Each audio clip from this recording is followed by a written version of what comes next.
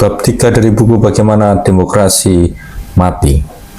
Bab ini berjudul Pelepasan Kekuasaan Partai Republik, adalah sebuah analisis mendalam tentang fenomena politik yang terjadi di Amerika Serikat pada tahun 2016. Penulis mengupas tuntas bagaimana seorang pengembang real estate dan bintang TV, Donald Trump, berhasil merebut nominasi calon presiden dari Partai Republik. Sebuah pencapaian yang sebelumnya dianggap mustahil oleh banyak kalangan, termasuk para petinggi partai itu sendiri. Inti dari teks ini adalah kegagalan sistematis para penjaga gerbang partai, yaitu para pemimpin, tokoh berpengaruh, dan lembaga tradisional dalam mengendalikan proses seleksi kandidat dan pada akhirnya mencegah kebangkitan sosok yang dianggap ekstrim dan tidak lazim seperti Trump. Sistem pemilihan pendahuluan yang berubah. Bab ini memulai penjelasannya dengan menyoroti perubahan signifikan dalam sistem pemilihan pendahuluan presiden di Amerika Serikat sejak tahun 1972. Jika sebelumnya proses pencalonan dinominasi oleh konvensi partai, kini pemilihan pendahuluan telah membuka pintu lebih lebar bagi orang luar, individu yang tidak memiliki jabatan politik sebelumnya. Bab ini mencatat peningkatan tajam dalam jumlah orang luar yang mencoba peruntungan mereka dalam pemilihan pendahuluan, dari hanya satu orang antara tahun 1945 sampai 1968 menjadi 8 orang antara 1972 sampai 1992 dan melonjak drastis menjadi 18 orang antara 1996 sampai 2016. Tren ini khususnya terlihat di Partai Republik, di mana 13 dari 18 orang luar tersebut berasal dari partai ini. Bab ini menjelaskan bahwa sistem pemilihan pendahuluan pasca 1972 sangat rentan terhadap selebritas yang memiliki popularitas dan kekayaan besar. Pengusaha super kaya seperti Steve Forbes dan tokoh media seperti Pat Robertson dan Pat Buchanan telah menunjukkan bagaimana uang dan ketenaran bisa digunakan untuk melangkahi proses pemilihan pendahuluan tak kelihatan.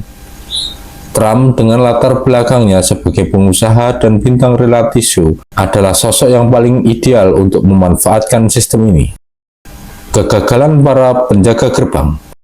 Bab ini membagi kegagalan para penjaga gerbang partai menjadi 3 tahap utama. Pemilihan pendahuluan tak kelihatan, pemilihan pendahuluan yang sebenarnya, dan pemilihan umum. Kegagalan di pemilihan pendahuluan tak kelihatan.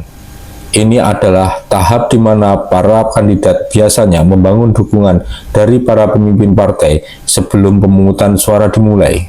Namun, Trump tidak memenangkan tahap ini. Ketika Caucus Iowa dimulai pada Februari 2016, ia tidak memiliki dukungan yang signifikan dari para pialang kekuasaan Republik seperti gubernur, senator, atau anggota Kongres.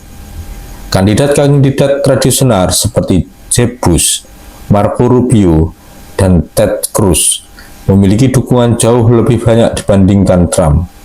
Berdasarkan sejarah, seharusnya keunggulan Trump di jajak pendapat akan memudar. Namun, hal ini tidak terjadi. Kegagalan di pemilihan pendahuluan yang sebenarnya. Setelah Caucus Iowa, Trump melakukan hal yang tidak bisa dilakukan oleh para orang luar sebelumnya. Ia memenangkan pemilihan pendahuluan berikutnya di New Hampshire, South California dengan mudah. Meskipun ia terus-menerus menang, dukungan dari para petinggi partai tetap minim. Penulis berargumen bahwa status selebritis Trump adalah faktor kuncinya. Ia menarik liputan media gratis senilai 2 miliar selama musim pemilihan pendahuluan. Ia tidak membutuhkan dukungan tradisional dari para pemimpin partai. Kegagalan di pemilihan umum. Bab ini menunjukkan bahwa bahkan setelah Trump memenangkan nominasi, para pemimpin Partai Republik tidak memiliki senjata untuk menghentikannya. Gerakan tagar Never Trump yang dipimpin oleh tokoh-tokoh terkemuka seperti Mitt Romney dan John McCain gagal total. Upaya untuk menghentikan pencalonannya di Konvensi Nasional Partai Republik pada Juli 2016 juga sia-sia. Legitimasi yang diberikan oleh hampir 14 juta suara yang diperoleh Trump di pemilihan pendahuluan tidak dapat diabaikan atau ditolak. Partai tidak lagi memegang kunci untuk menentukan siapa calon presiden mereka. 4 indikator perilaku otoriter. Salah satu bagian terpenting dalam bab ini adalah analisis tentang perilaku Trump berdasarkan tes otokrat yang mencakup 4 indikator kunci. Penulis berpendapat bahwa Trump memenuhi keempat kriteria tersebut bahkan sebelum ia menjabat. 1. Komitmen lemah terhadap aturan main demokrasi. Trump mempertanyakan legitimasi pemilu 2016 dengan mengklaim bahwa pemilu akan dicurangi. Ia menolak untuk mengatakan bahwa ia akan menerima hasil pemilu jika ia kalah. 2. Menolak legitimasi lawan politik. Trump adalah seorang trickster yang mempertanyakan apakah Barack Obama lahir di Amerika Serikat.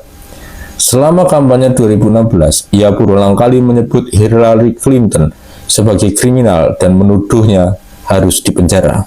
Ketiga, toleransi atau dukungan terhadap kekerasan.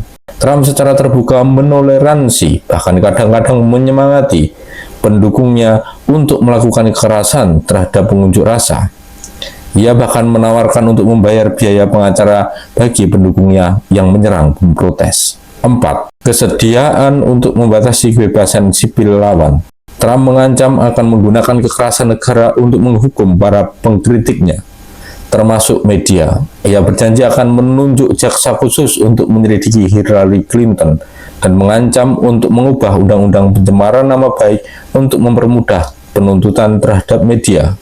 Penulis menyimpulkan bahwa tidak ada calon presiden dari partai besar dalam sejarah modern, dengan pengecualian Richard Nixon, yang menunjukkan komitmen publik yang begitu lemah terhadap hak-hak konstitusional dan norma-norma demokrasi seperti yang dilakukan Trump. Pelajaran dari Eropa.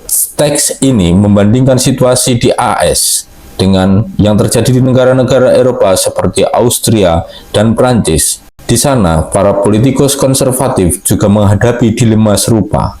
Apakah mendukung kandidat ekstremis partai mereka sendiri atau bersatu dengan lawan ideologis mereka untuk mencegah pemimpin yang berpotensi otoriter berkuasa. Di Prancis, para pendukung calon konservatif François Fillon terpaksa mendukung kandidat tengah kanan Emmanuel Macron untuk mengalahkan kandidat sayap kanan ekstrim Marine Le Pen. Namun di AS, Partai Republik gagal melakukan hal yang sama. Mereka tidak bersatu di belakang Hillary Clinton, meskipun banyak yang percaya bahwa Trump berbahaya.